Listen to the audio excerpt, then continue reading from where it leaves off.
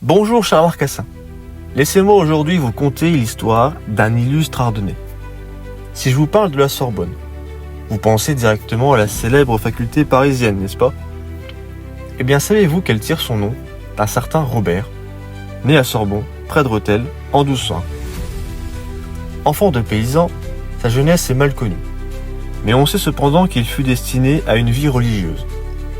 Les spécialistes émettent donc l'hypothèse d'une formation débutée à Rethel, poursuivie à Reims et achevée à Paris dans les années 1230 après des études de théologie et de 20 maîtres.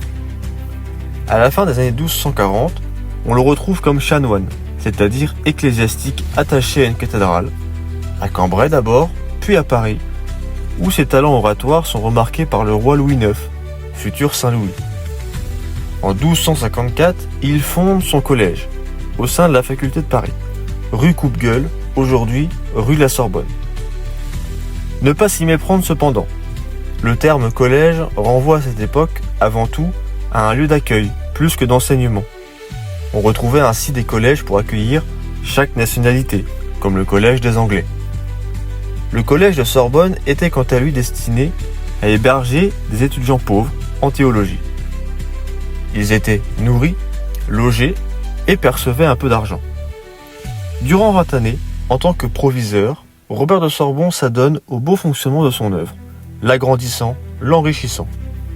Soucieux de l'accès à l'éducation de ses étudiants, il constitua une bibliothèque formidable, qui fit longtemps la fierté de l'établissement, constituée de différents dons.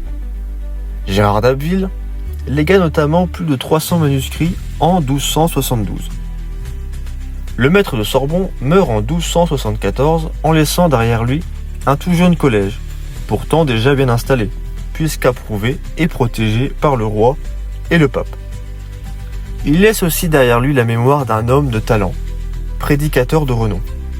C'est d'ailleurs ce talent qui fit de lui un proche de Louis IX, qui partageait ses idées.